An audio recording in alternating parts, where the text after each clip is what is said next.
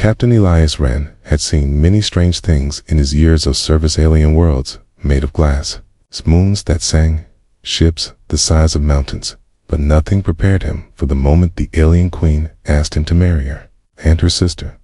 He stood frozen in the grand chamber of Veltrax's Prime, the golden heart of the Centauri Empire, surrounded by beings of light and stone, watching as Queen Zelaria descended the crystal steps in silence, her towering form glowing with inner light, her eyes burning like twin stars. Beside her, equally graceful and far more imposing in her obsidian armor, stood General Karan, her sister and warlord of the Empire. The kind of figure stories were written about, but none quite like this. Elias had arrived only an hour before, summoned as Earth's envoy to discuss growing trade routes and perhaps a small peace treaty.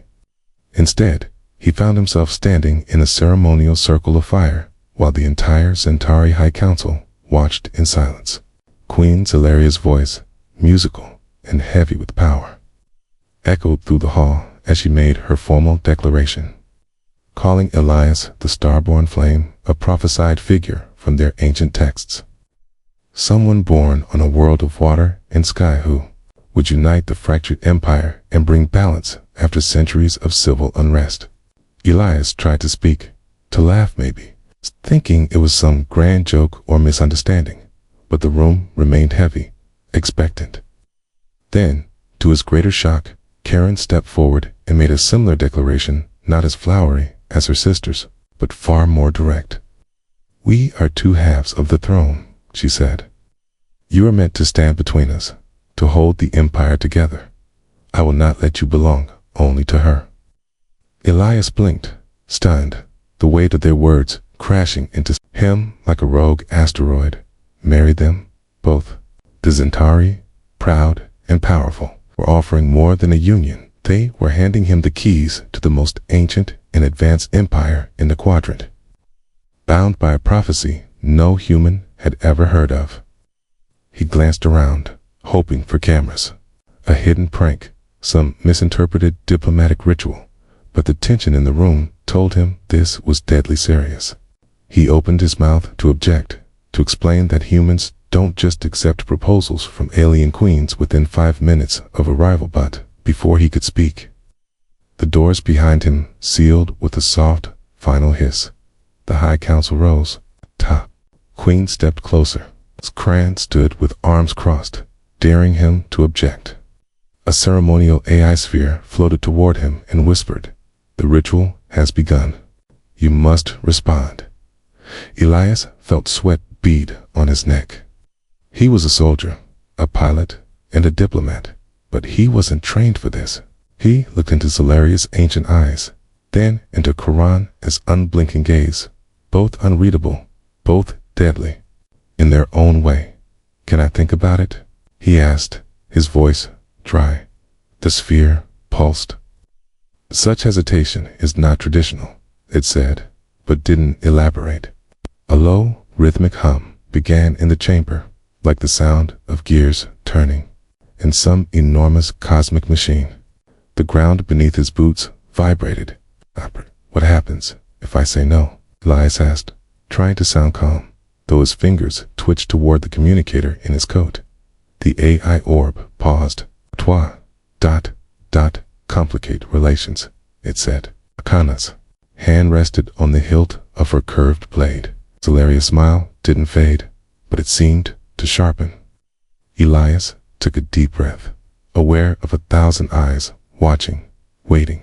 Then, far below the palace, something rumbled, a tremor, faint but unmistakable. No one else reacted, but Elias felt it in his bones. Something else was moving under the surface of this world, something ancient and tied to the prophecy. He wasn't just being courted, he was being chosen for a role he didn't understand.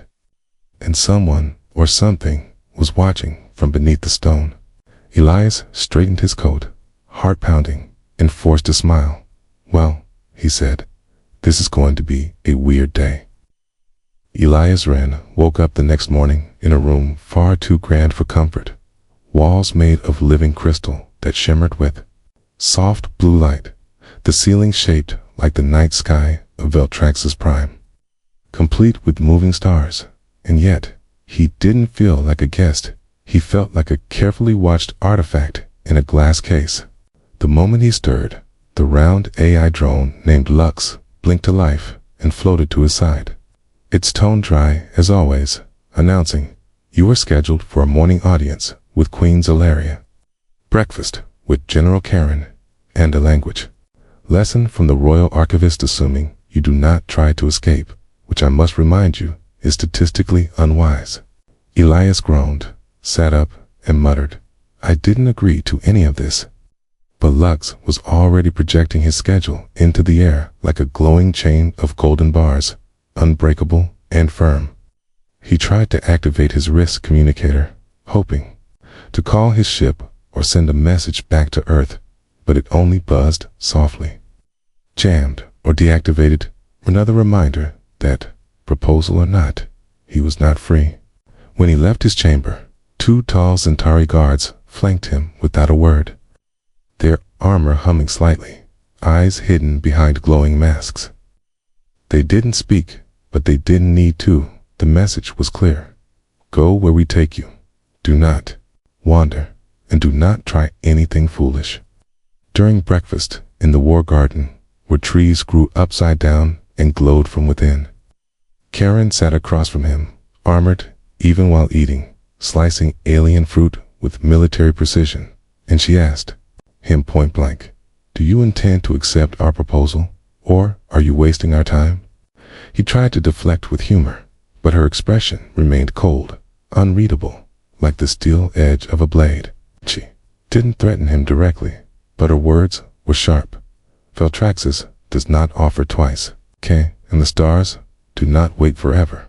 Before he could respond, the sky darkened as several large battlecruisers flew overhead, the noise shaking the ground. She looked up with a small frown and muttered, "Too early for a show of force," then stood and left without another word. Later that day, Queen Zelaria met him in the Temple of Echoes, where their voices bounced off the glass walls in strange patterns, and she spoke gently but with purpose, telling him about the old prophecy, about the star-born flame, a figure who would awaken the heart of Veltraxis and bring peace to a broken empire. Elias wanted to doubt, to argue, but then she brought out a glowing orb, ancient and humming with energy, and when he touched it, the orb lit up in a fiery orange and showed symbols even she could not read, but Elias could. Somehow, he understood them as if they were part of him, written in his blood, whispering of a bond between Earth and the stars that was older than memory. He stumbled back, breathless, and Zelaria said softly, "The throne world chose you, not just us." Confused and shaken, Elias returned to his chamber that night and stared at the ceiling of stars, wondering what kind of game he was now a piece in. But before he could rest, alarms blared suddenly, red light flashing across the walls, and Lux yelled, "Intrusion detected, brace for impact." The room shook as explosions echoed in the distance, and outside, shouts in the Centauri tongue filled the halls. The guards rushed to his door, weapons drawn, and Lux informed him, "Rebel forces breached the outer district target, unknown." "But your presence complicates matters." Elias followed the guards through hidden corridors, as blasts shook the walls, and for a moment he felt like a prisoner again. But then they reached a command post where Karan stood, issuing orders, blades out, eyes on fire. She barely acknowledged him, only threw him a blade and said, "If you are truly the flame, prove it, stand with us, or stay in the shadows." Without thinking, he took the weapon and followed her into battle, moving through smoke and flame as the throne world burned in small pieces, defending itself against those who wanted the old empire back. Elias found himself fighting not just for survival, but for clarity. What did they really want from him, and what did he want for himself? After the fighting ended, the rebels driven back into the dark corners of the city, Zelaria appeared again, offering a hand to help him stand, her face calm despite the chaos. She whispered, "Now you understand this is not just about politics or marriage, it's about survival. And you may be the last key we have." Elias stood between them, between a queen and a general, between duty and freedom, between fear and destiny, and he realized something terrifying. He was no longer just a visitor in this story. He was becoming part of it, deep beneath the glowing halls of Veltrax's prime, where the floor hummed with energy and the walls whispered forgotten songs. Captain Elias Wren followed Queen Zalaria and General Karen through a narrow passage that twisted like a serpent under the palace. Far from the eyes of the royal court or his guards or even Lux, the hovering AI drone that usually followed him like a shadow. This time, he had insisted on privacy, and strangely, both sisters agreed though. Elias didn't miss the glances they exchanged, or how the queen's hand lingered near the edge of her long, ceremonial robe where a hidden weapon might rest. It had been 3 days since the rebel attack.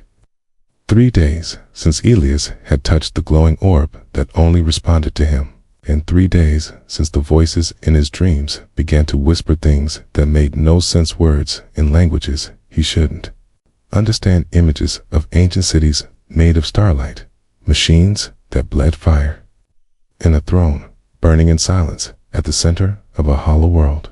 Now, as they walked through darkness, lit only by small blue lanterns embedded in the walls, Elias felt the warmth growing stronger, not from the air, but from the stone itself. It pulsed like something alive, and it scared him more than he wanted to admit. The passage opened into a large chamber, round and deep, with a high ceiling hidden in shadows, and a floor made of black glass that glowed beneath their steps. And at the center of it stood a massive circular platform covered in alien symbols that shimmered as Elias approached. Queen Zalaria stopped at the edge and spoke in a quiet voice. "This is the heart," she said. "Akin, the fire beneath the throne, it has been silent for thousands of years, sealed after the last Flamekeeper vanished during the Starfall War. Akin, we believed it lost forever, till you touched the core orb 3 nights ago, and it answered." Elias frowned, still unsure how or why any of this was happening. But the weight of the place was heavy, like standing inside a memory the planet itself had locked away.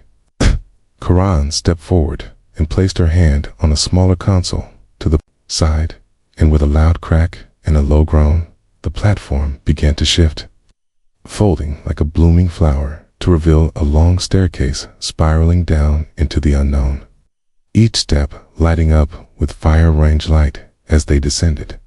They walked in silence, their shadows tall and strange against the glowing walls. And Elias found himself thinking back to Earth, to the stars he used to watch through a small window on his old cargo ship, to the simple dreams he once had now. He was walking into the heart of an alien planet, guided by a queen and a warrior who both claimed him by prophecy. At the bottom of the stairs, they entered a great vault, circular and enormous, filled with rings of floating platforms and mechanical routes stretching in every direction. It's all connected to a single floating orb at the Centaura, brighter, fiercer version of the one he had seen before. It spun slowly, crackling with orange and red energy, and when Elias stepped forward, it spun faster, rising slightly, as if reaching toward him. Karan drew her blade at once, eyes narrowed, while Zalaria whispered, "It knows you." Elias raised a hand slowly, and as his fingers touched the surface of the orb, light exploded outward, and suddenly the chamber shifted, no longer empty and silent, but filled with images, holograms, memories, data, all flashing around them. And Elias saw visions of ancient Centauri cities, with spires touching moons, of fleets flying through nebulae, of a race once proud and united before it fractured into war and isolation. He saw symbols, some aliens, some eerily familiar flickering before him, and one word repeated again and again: Flamekeeper. The orb spoke in a voice that echoed inside his skull, saying, "Genetic alignment, confirmed flame protocol, active starborn blood, recognized, access level, granted." And then everything stopped.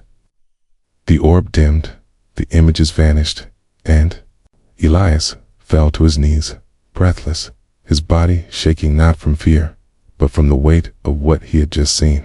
Solaria knelt beside him, concern in her voice. "What did you see?"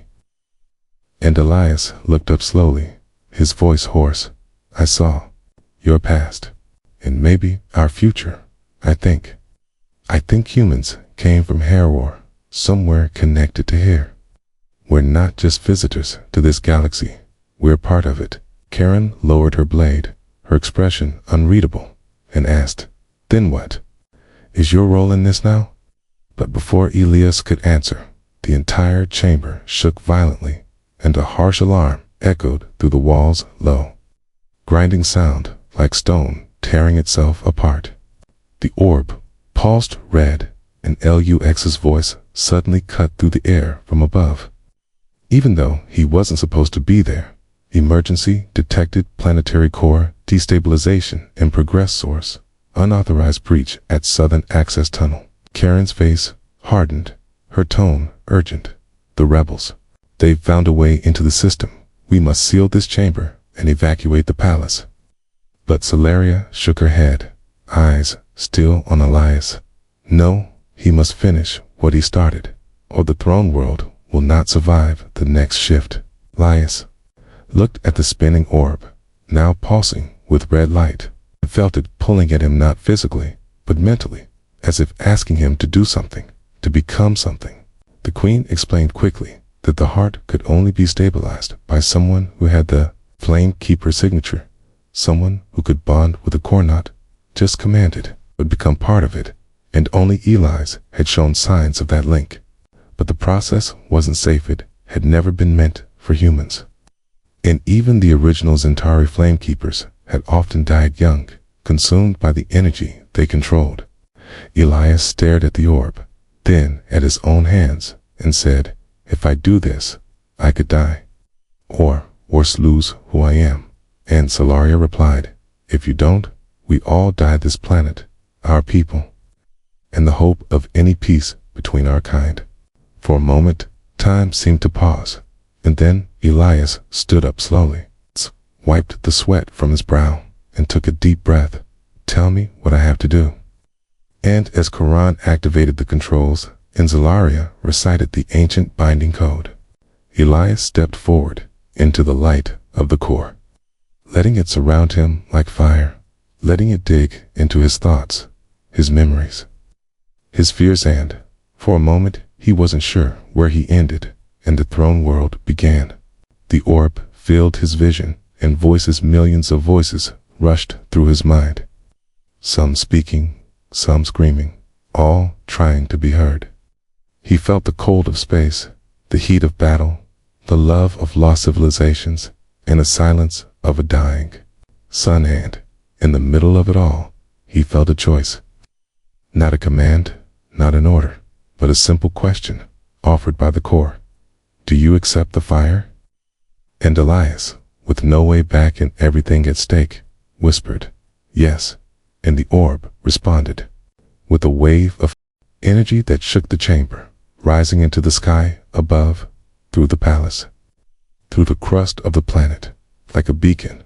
Then everything went still. Elias opened his eyes, unaware how much time had passed, and found himself lying on the ground.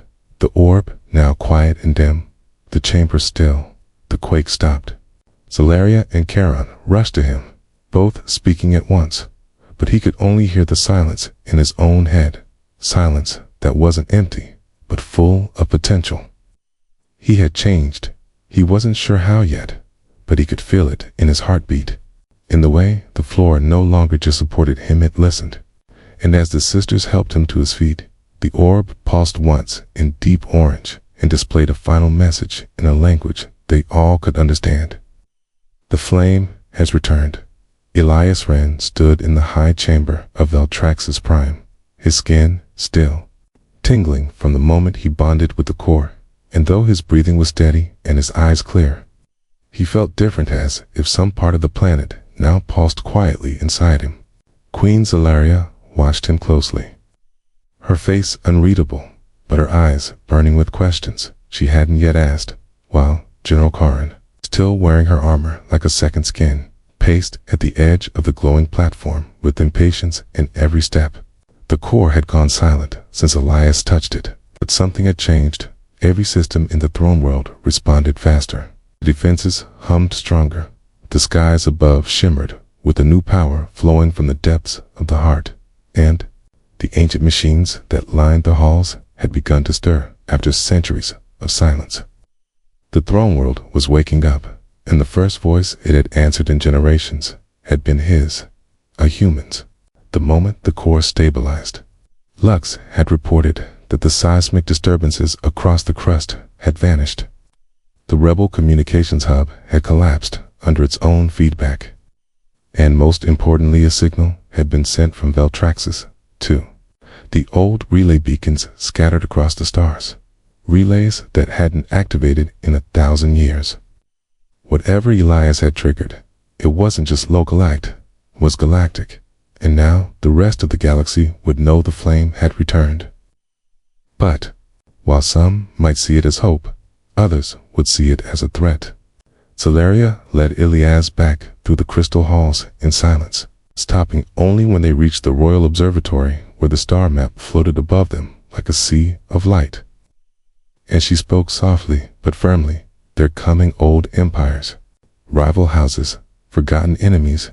They've all seen the signal. Some will want to make an alliance. Others will want to destroy us before we become strong again.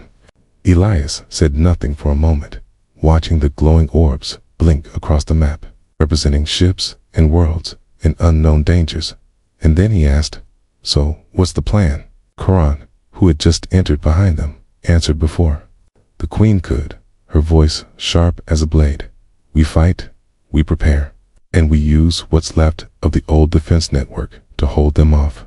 Elias turned toward her, but Zelaria shook her head slightly and said, "There's another way, perhaps not a Centauri way, but a human one." Elias looked between them, puzzled, until Zelaria waved a hand and a section of the floor opened, revealing a hologram of Earth, spinning slowly in a field of stars. She said, "When the core responded to you, it didn't just recognize your presence, it integrated your memories, your culture, your instincts. The Flamekeeper is no longer just Centauri.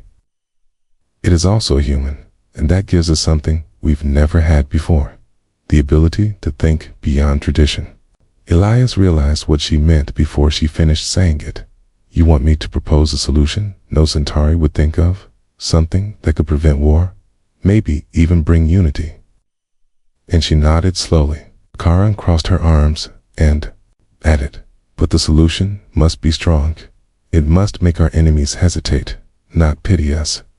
Elias spent the next day wandering the ancient libraries of Veltraxis, talking to the AI historians and reading fragments of old treaties, wars, and diplomatic failures that had slowly destroyed the old empire. He realized that the Centauri were brilliant in strategy and science, but had become trapped in their own pride. Their own codes they didn't know how to bend, only break or stand firm, and over time, that rigidity had shattered them. Humans, on the other hand, were chaotic but flexible, often messy but quick to adapt. And that was the key: flexibility, improvisation, thinking outside the galactic rulebook. Late that night, Elias returned to the observatory and presented his idea, a council, not of rulers, but of bonded pairs, one Centauri and one human, joined not by rank, but by trust and balance, chosen not through blood, but through bond. Each pair would lead a sector, ensuring no single mind could rule alone, and at the center of it all would sit the Flamekeeper, not as a king, but as a living symbol of unity. Zelaria listened in silence, and Karin said nothing, but the glow in the chamber grew brighter, as if the core itself approved. The next day, Zelaria gathered the remaining houses of Veltraxis in the Echo Hall, a place where no lies could be spoken. "Okay, and she let Elias speak, not as a prisoner, not as a groom, but as the Flamekeeper. He stood on the center dais and told the nobles of Earth of its wars and recoveries, of its chaos and survival, of its people who had built peace from rubble again and again. He told them that unity wasn't about sameness, but about learning to live with difference. To build bridges, not walls. Many scoffed, a few laughed, and one or two demanded his exile. But then the core flared behind him, brighter than ever before, and displayed the same message it had shown after his bonding.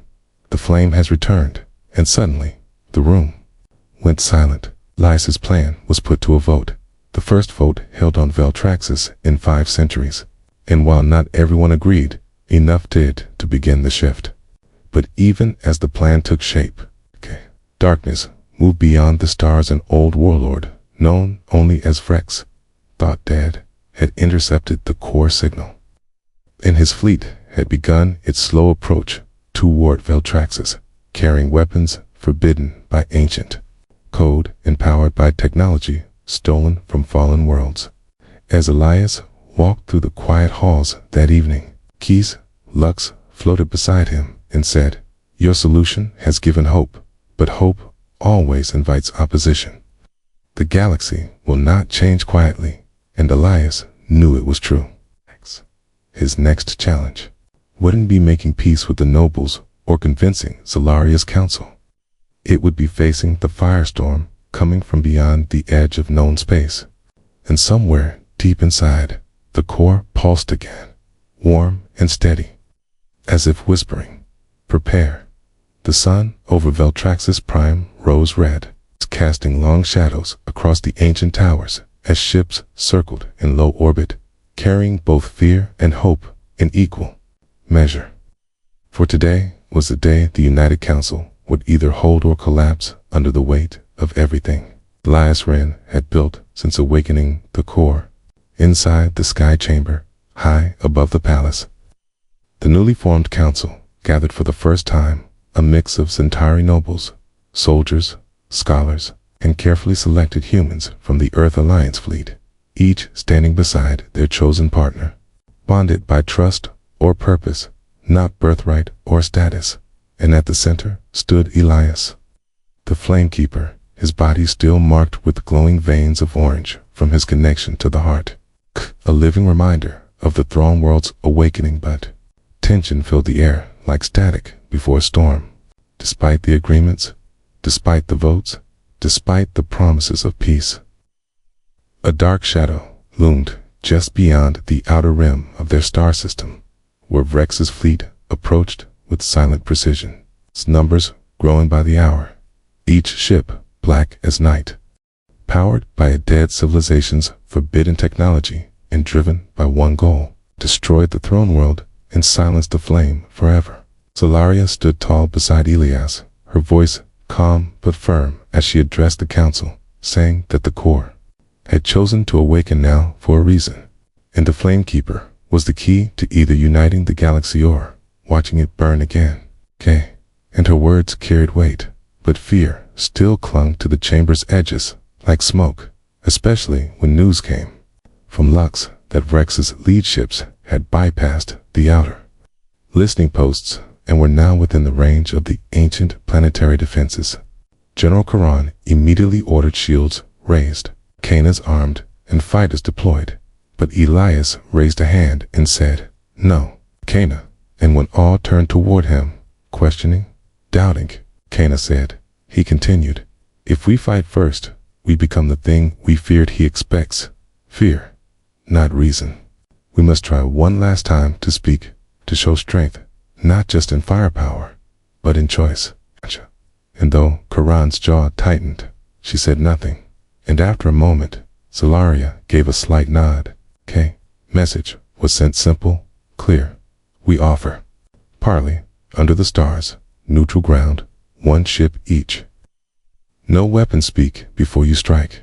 And to the surprise of many, Vrex answered with a single word: agreed. The meeting place was set on an abandoned moon called Ashal 3, a place once sacred to the old Centauri priests, now silent but still watched by the core's ancient satellites. And as Elias boarded the shuttle with Zelaria and Karen, every heartbeat felt like a countdown. The journey was quiet, the stars unmoving.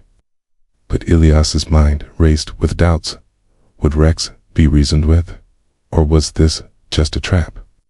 And even LUX's predictions gave only a 38% chance of peaceful outcome. Dead, when Rex's sleek black vessel arrived, silent and gliding like a shadow. It did not fire, and the ramp lowered without sound. Rex stepped out taller than expected, wrapped in armor made of cracked obsidian and glowing red metal. His face hidden behind a narrow mask shaped like a screaming skull. His voice like gravel and ice as he spoke. Flamekeeper, you should not exist.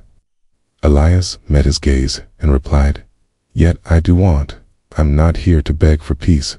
I'm here to offer survival for all of us. And, for the first time, Rex tilted his head, curious perhaps, or amused. Elias explained the council, the bond pairs, the shared command, how the new system didn't erase the old ways, built upon demand, how the core's awakening had unlocked not only weapons, but blueprints, maps, forgotten technologies that could heal worlds, not just destroy them. He said Earth had seen war too, had nearly died by its own hand, but had found ways to stand again, and maybe, just maybe, Veltraxis could help the galaxy do the same.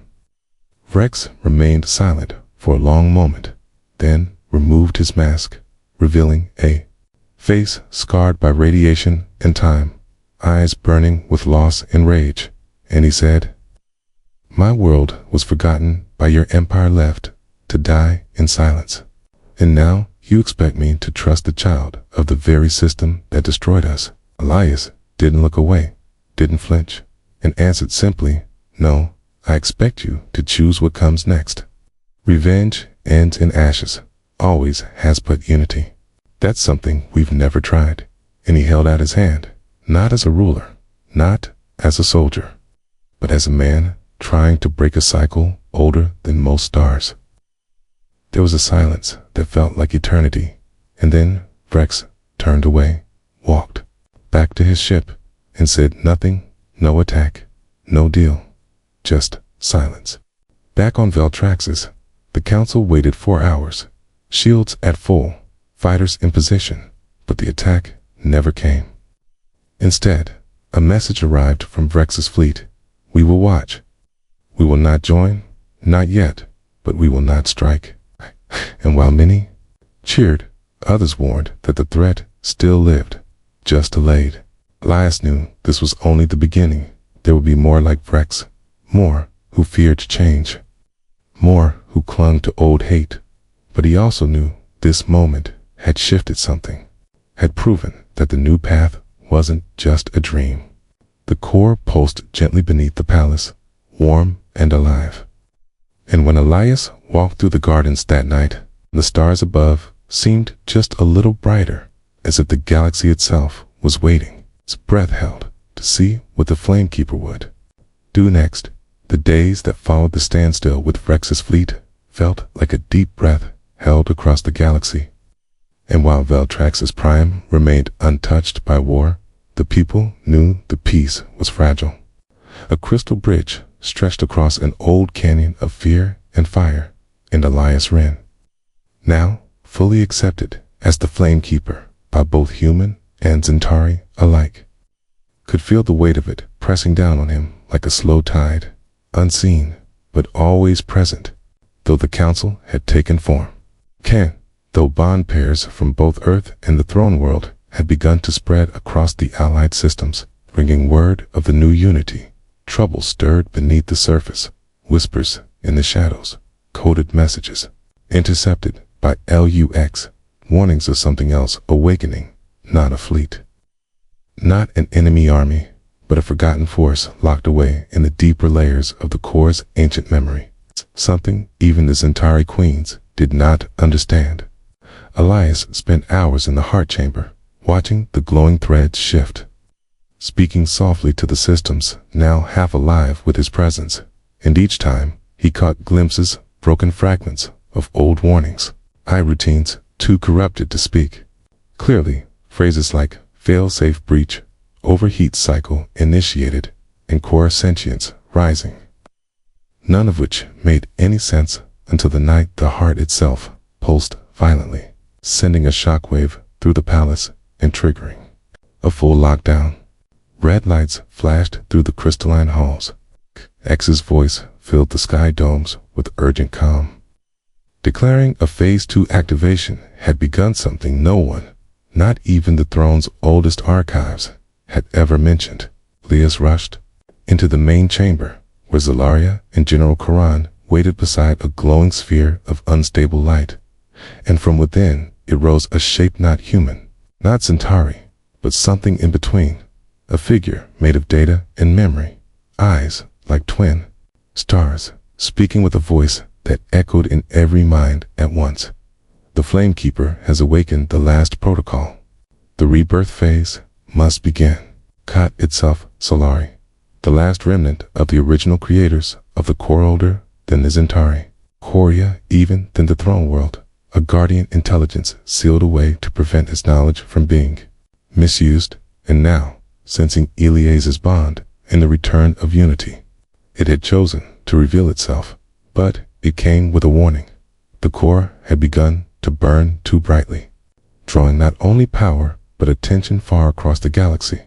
From systems where no light had touched in millennia, other forces were stirring. Ancient empires buried in silence, rising again, not to join, but to consume.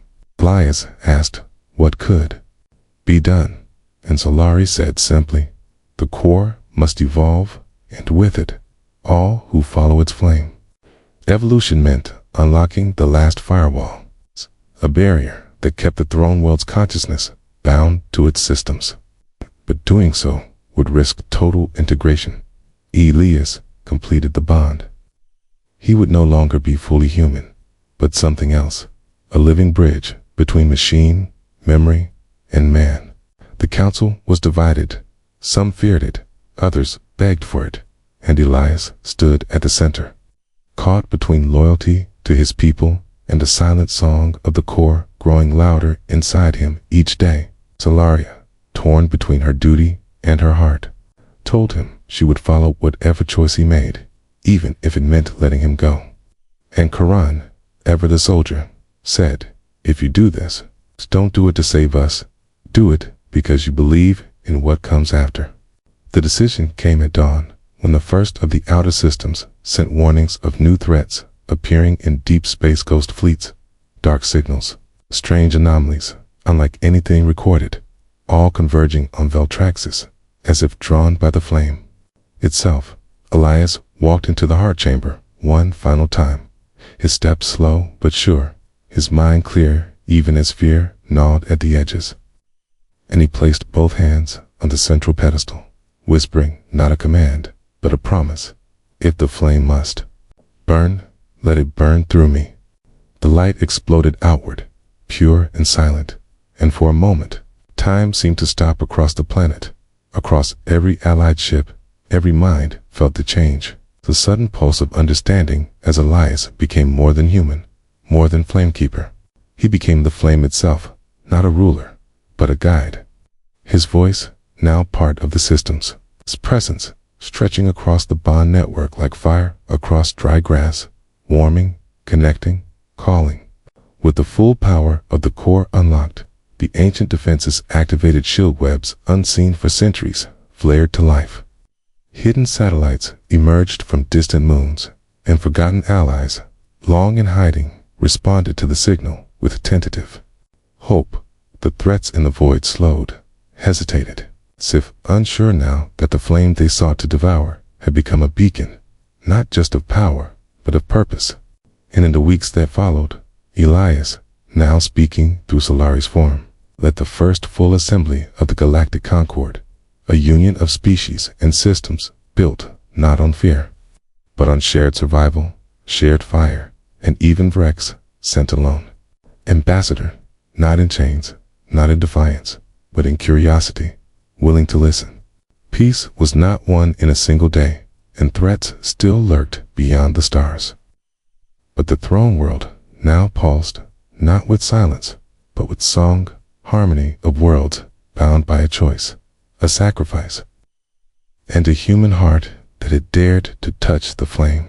And so the flame burned on, not as a weapon, not as a throne, but as a promise, shining in the dark where once there had been only war.